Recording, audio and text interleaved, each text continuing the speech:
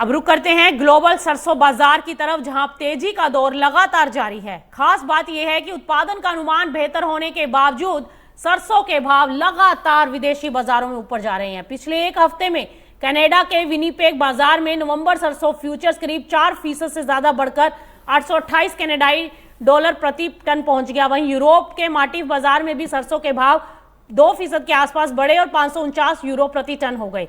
Europe में तेजी के पीछे सबसे बड़ी वजह बन रही है सप्लाई और लॉजिस्टिक की परेशानी, और यूरोपीय संघ की नदियों में पानी का स्तर कम होने से शिपमेंट में देरी हो रही है, और साथ ही यूक्रेन के ब्लैक सी पोर्ट से सप्लाई में रुकावट ने यूरोपीय क्रशर्स की खरीदारी बढ़ा दी है। हालांकि यूरोप में स्टॉक अच्छा खासा है, इसीलिए क्रशर्स फिजिकल सरसों को मार्टिफ फ्यूचर से करीब 20 से 25 यूरो प्रति टन नीचे खरीद पा रहे हैं।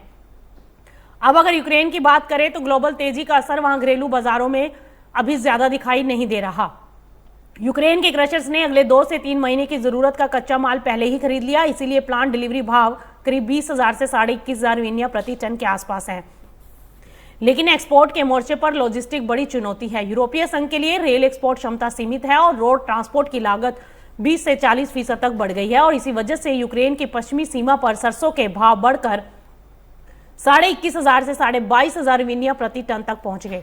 वहीं यूक्रेन की फसल लगभग पूरी हो चुकी है। करीब 99% रकबे से 37,60,000 टन सरसों की पैदावार जुटाई जा चुकी है, और औसत उत्पादकता करीब 2.85 टन प्रति हेक्टेयर रही।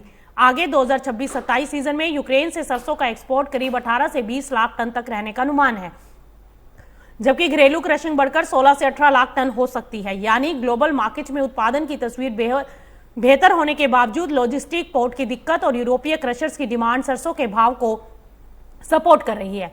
अब नजर इस बात पर रहेगी कि सप्लाई की ये चुनौतियां कितने समय तक बनी रहेंगी, क्योंकि अगर लॉजिस्टिक का दबाव जारी रहा तो ग्लोबल सरसों बाजार में तेजी का ये सिलसिला आगे भी बना रह सकता है।